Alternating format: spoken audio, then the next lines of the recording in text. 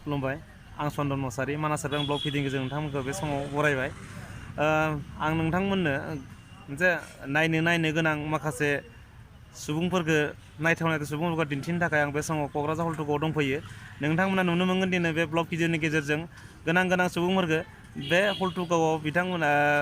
बड' सिने आर्टिस्ट एस'सिएशननि 10थि बोसोर जथुम्मा लोगोसे 3थि एवार्ड थार्ड एवार्ड बड' फिल्म एवार्ड बिथांमोना बे फेस्टिभेल फोरबो खुंदों बिथांमोना बेवहाय बे समाव आं दासो सफैनाय लोगो लोगो आङो दा ओंखाम उखैदों बे ओंखामखौ आं जाग्रोना लानोसै बे ओंखाम जाखां नोंथांमोननो बे ब्लग फिल्मजों गोनां नायथाव सुबुंफोर नोंथांमोन दिन्थिगोन बे बड' फिल्म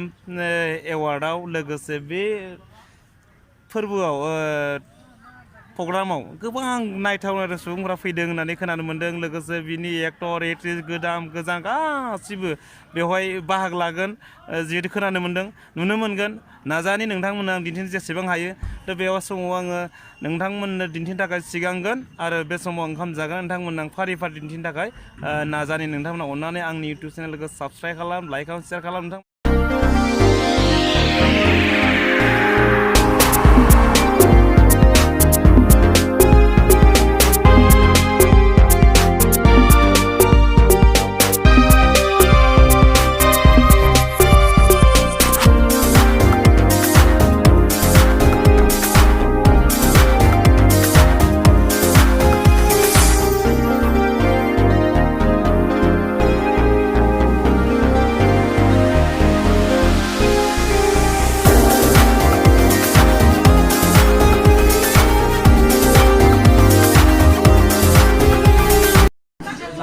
बड' सिने आर्टिस्ट एस'सिएशननि बिथांमोननि ओंखामखौ जानाय नायनो थाखाय लाइन फाथिनांदों गोबां सुबुंफोरा लाइन फाथिनानै दंबाय दं दा ओंखाम उखैनानै जानाय जों लाइन फाथिना थानांगौ जादों थेवब्लाबो सेलाय बेलाय जों खाथि गुरै गावबागाव लानांबाय सेल्फ सार्भिस गावबागाव दा जानाय नायनोसै जोसा माइरं नामालै जोसा नामा जोसा मिक्सनो दायो जोबोद मोदोमदों गोथाव लोगोफोर जानोबा जानो हागोन र' ओंखाम लाग्रोबाय ओंख्रि लानोसै लाइन नै मादैया मोननै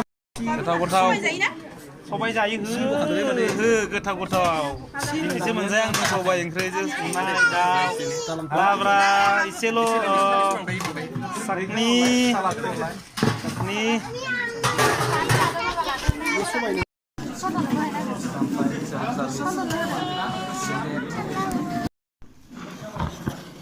ना बेदर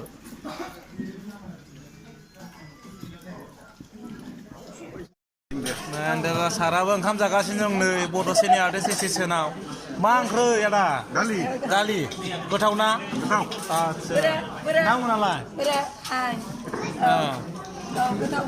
दे जाबाय था होनबा न आंबो जानोसै बिथांमोना गासिबो जागासिनो दं दै न नै आखायानो जायगा थोलायला एबार बेदर लालायनोसै ना नायबाय दा नोंथांमोना नै दा जोंहा कमेडिनि रानि नै नुदोंना गोदो रिक्सा बायलायनाय कमेडि बानायनाय नुदोंना नोंथांमोना दा नोंथांमोना नुनो मोनदों मा ओंख्रै माथो ओरैनो नाजों टमेट' बोरो नाया नाया नै सिगारनायानो जायाखै खाथो गोथावथार जायगायाव थांबाय बिराद गोथाव जायो ना बिख्लोआ सिगारनाया जायाखै नालाय बेखौनो जादां थिगानो जादों आरोबाव मा ओंख्रिबाव आरो दङ मुला आलु मोदोमफुल मैथ्रु होनो ना बाथोन आरो दंबावो गोथाव ना नाफाम बाथोन आं जाग्रोजोब्बाय दे हामदो बर'नि नालाय बर'नि नाफाम मोनासै बर'नि नाफामखौथ' होदोंमोन आं जाफैजोब्बाय दे हामदो जाबाय था नै आरो जाखांबाय ना मादै जाखांबाय एबार देग्लाय मा फिल्म बानायखो गैथ'आलै सायबाय सायाखै सम सौब्ला बानायलायगोन ना नै बे मादै सासेयालाय मादै एबार मा फिल्म बानायदो एबार हायनि बर' गोसो बापरे बाप दाबो सायाखैना गोसोआ ओमफ्राय साया गोसोआनो उल्थां फाल्थां जाबाय थायो बानायनो ओंखारनो सानबाय थायो उन्दुनाय माने सानबाय थायो नामा उन्दुनाय माने निन फैयाथ' ओंखारनोसै नंबाय थायो बै मादि सासेयालाय बेबायदिनोथ' आरो गोसोआथ' जोंना बुरियाखै नालाय गोसो मानसियाल'सो बुरिदो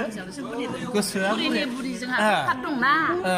बुरि जुबै जानायनि जोंहाबो बोराय बुरि नङाबानो सिनेमा जाखाया बोराय बुरि नङाबा बहानिफ्राय सेंग्रा सिख्ला बहाथ' गथ' गथाय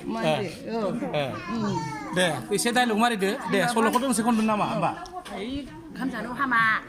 दे होमबा ओंखाम जाग्रोदो खावलाया जालाङो दे मा ओंख्रि भाइ दालि आरो सबाय दं जोबोद गोथाव ना ना बाथोन ना बाथोन दे ओमफ्राय